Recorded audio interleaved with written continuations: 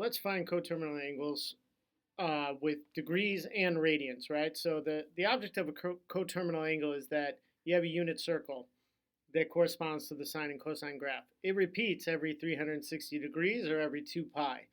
So if you can subtract 360 or add 360 to get an angle between 0 and 360, now you can use your unit circle to either identify the trig ratio or to find an estimate based on a nearby trig ratio.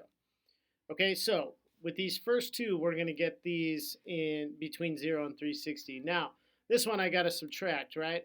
I need to subtract if it's a positive number. I need to subtract. Now, you could just subtract 360, but I already see this as a big number. So I'm going to think about any multiple of 360 is fine as well, because it's just like doing the process twice in one step. So I'm going to subtract 720 here.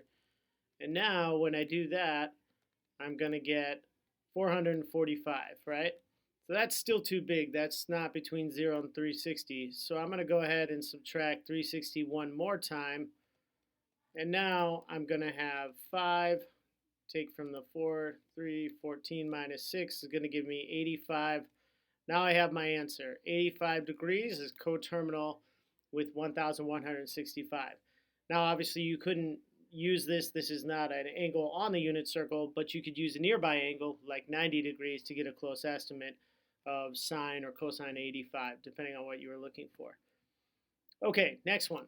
So now this is negative, right? So now we're going to have to add. So I'm going to go ahead and add 360. Again, because it's negative, I need to get it back between 0 and 360. Well, one thing you can do here is you can just subtract 535 minus 360, and then it's going to be whatever number is left over is the negative number. So I'm going to say this is going to be 5. I'm going to borrow from here, and that's going to be 13 minus 6 is going to give me 7, 175, but it's negative.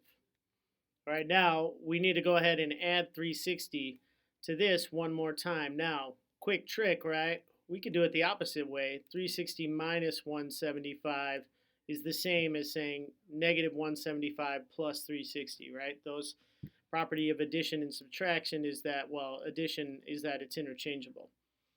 So now I'm going to go ahead and subtract this. I'm going to borrow from here, and I'm going to get 10 minus 5 is going to leave me with 5.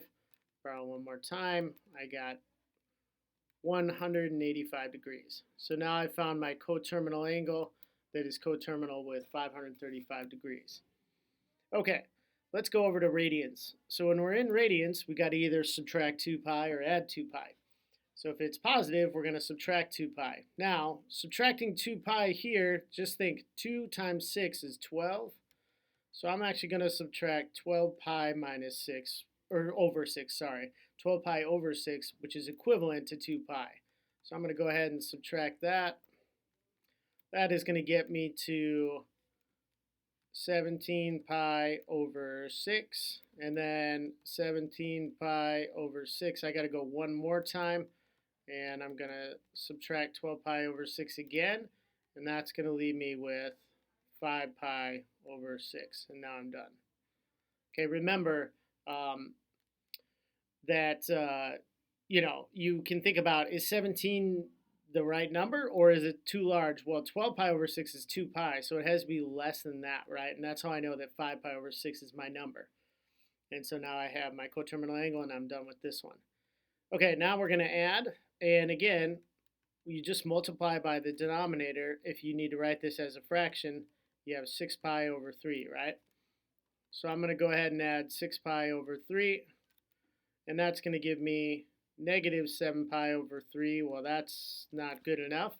And actually, now I can see that even if I add 6 pi over 3 again, that's going to still not get me to where I want. But I could always do 4 pi, which is a multiple of 2 pi, and that would be 12 pi over 3. So I'm just doing it, or you could add 6 pi over 3 twice, but I'm just going to speed up my process here, and I'm going to add 12 pi over 3, and that is going to get me to 5 pi over 3, which is less than 2 pi, because 2 pi is 6 pi over 3, and now I'm good. I have my angle that is between 0 and 2 pi, and I'm done with this one.